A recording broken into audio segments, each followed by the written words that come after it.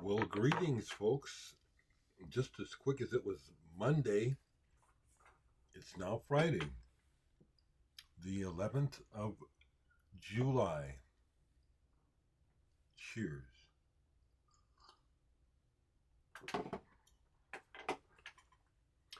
Well, again, it's been a good week. My Stephen Wilson T-shirt on. Well, ask and you shall receive. So, hey, Mike.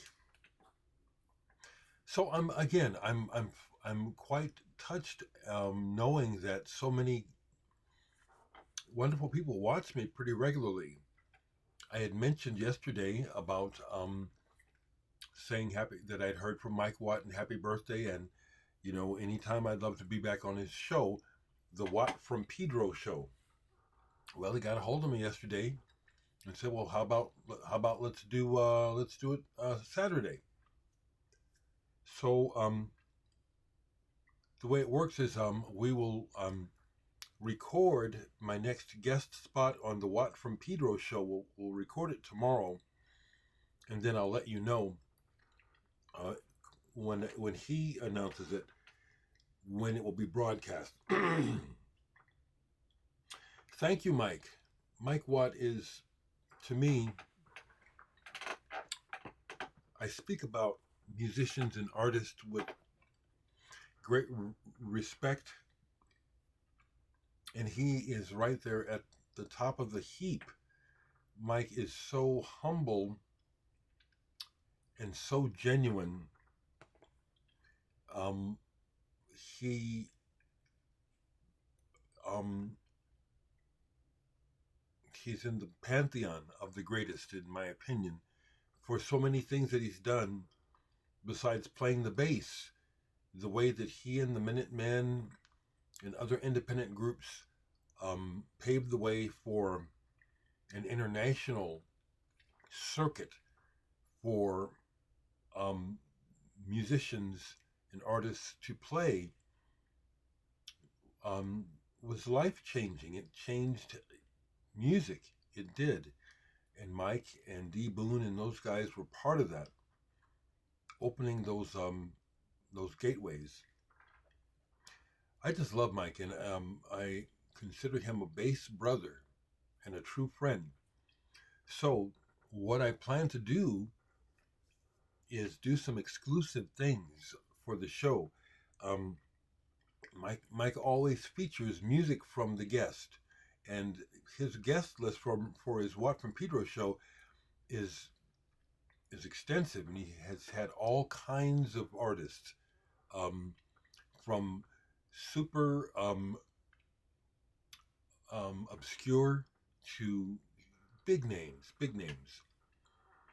So I've sent him the program of music to play for the show.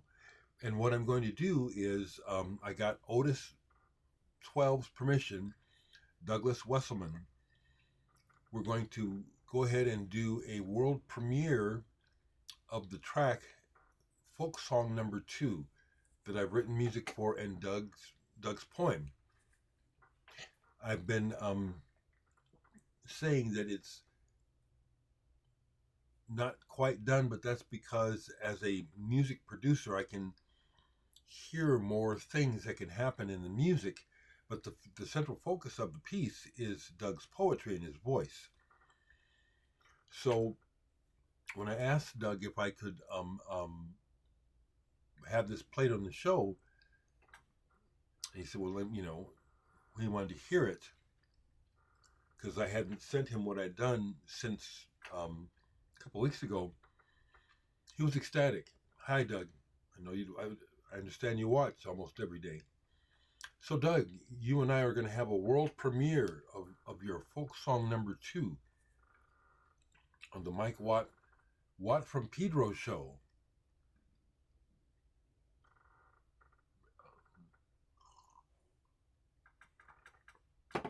Back when it meant something in the days of MTV, when they would have those world premiere videos, it was a big deal when you could still have a large audience focused on one bit of in information. Now with the advent of technology and the internet and everything is out there, you don't hardly hear people say stuff like that. But for me, this is kind of a big deal. Um, so I'm going to world premiere what I've been working on with Doug Wesselman on Mike Watt's show. I'm also going to share an exclusive track, unreleased, well, several unreleased things I sent to Mike to play on the show. One is a track, an improvisation between me, Cubby, and Blake. Some of the work towards Muse #2. This piece that I sent to Mike is not necessarily going to be on the Muse #2, but it's an improvisation that we did that I'm sharing. Never before heard. Also, I'm sharing a track. So on my Bandcamp, there is a Pat Higgins Trio album that you can listen to. I think I made it a free download, and on it is my brother's song "Mr. Sully." Well, for Mike's show, I've sent him a unreleased, unheard version of that song by my brother Pat with me on bass. I'm also, for the show, have sent him a track by the family band that I played drums in with my dad and my brothers, a funk jam. That stuff is not online, so this is an exclusive. One of the few times that you will hear this music featuring my dad on saxophone. And of course, RAF. I'm including an RAF track. I'm honored. So I tape it tomorrow. Tape it, record it, whatever you say. And Mike will let me know. He'll announce it like he does. He puts up notices of, who the next guest is on his Watt from Pedro show. Thank you, Michael. That's so kind of you. And I'm so pleased that Doug likes what I did with folk song #2. I like it too, because at first I wasn't sure if I was capturing it, but I am. So that's my big news. And also Mike Watt is prolific. I just saw there's a video up where he's collaborating with another friend of mine, Thalum McDonis, and a couple other people who I forgot to look up their names as well. But they have a new video up, and Mike is he's everywhere, and truly a prolific artist, always making music, always on the move. Thanks for being in my life, Michael. Thank you. Right, quick. Thinking about bass players, I didn't do anything extensive, but a couple of bass players that I really like, and just thinking about bass brotherhood with Mike Watt. These are jazz bassists, but bass is bass. Henry Franklin, the skipper, badass bass player as well as composer. I need to play this more. The one that I've had this the longest, and this has gone up in value. Henry Franklin's Tribal Dance. This is an original on Catalyst. This is one of those albums that's an example of when I bought it, the label Catalyst seemingly was like a low budget or kind of second tier type of label for jazz. And over the years, these albums on Catalyst have become collectible. And this one I remember because, again, I've had it the longest and played it the most. And this is one of those records where sparks fly.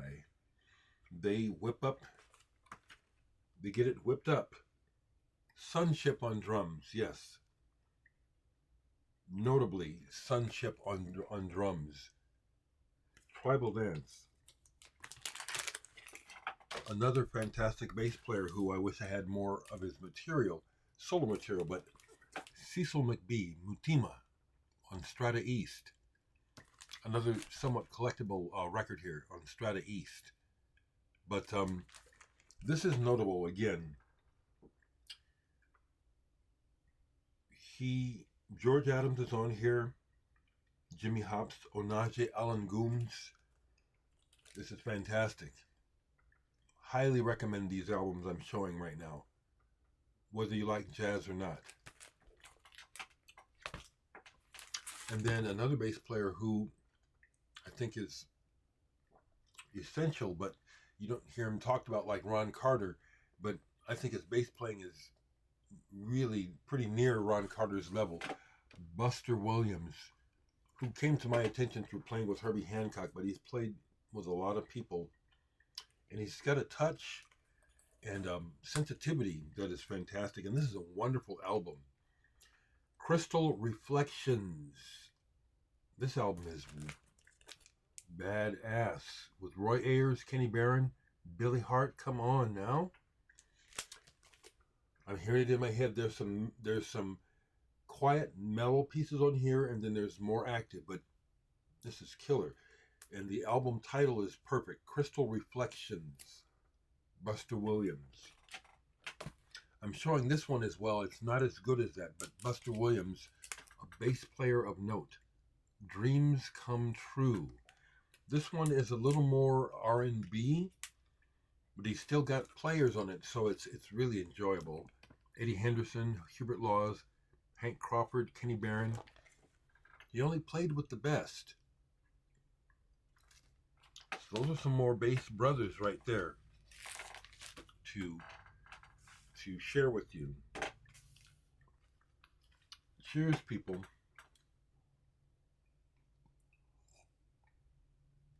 I checked in with Mr. Dawson this morning. He's talking about Gustav Mahler. I like Gustav Mahler. I haven't played Mahler in a while, but I do like his music. But it's the sort of thing that, to really get into it, you have to just kind of just go there. I've got some Mahler. I keep looking over here. I think I've got some on CD as well as vinyl. I have to pull that. Cheers, people.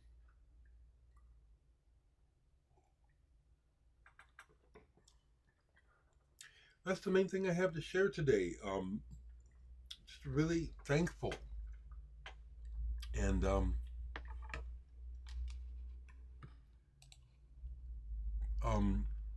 in the comments, someone asked, I think it's that producer, that DJ, was like, what do you want, man? He's asking, do you ever change your opinion? Well, Dereck, don't you change your opinion? Well, sure. Why? What do you want? Yes. Do you hear a bit of annoyance in my voice? Yes, you do. It's like, what do you want, man? Damn. Can't you let a person be what a person is, okay? Come on now. Come on. And then there's the person right after that says, Dereck, do what you pleases you. Well, that's what I'm doing. I don't need nobody telling me, but thank you. I'm glad to hear that it's real and your viewers truly appreciate it. And another happy birthday. The happy birthdays haven't stopped all week. So thank you. Yes, I do what I please, period. Okay?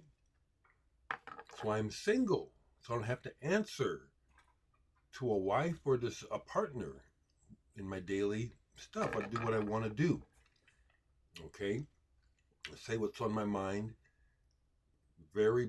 sometimes very bluntly. So if that's that DJ producer who wants my tracks, I might change my mind, but I haven't yet.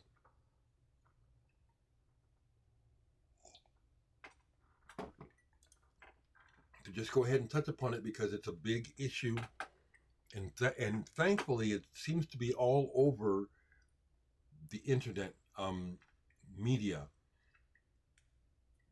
The Jeffrey Epstein situation should not be covered up, and oh, there's nothing to see here, like the Trump administration is trying to do, unlike what they were trying to do when Biden was in office, and it was all about, oh, let's get it all out there. There's some salacious stuff. We're going to catch somebody. And now that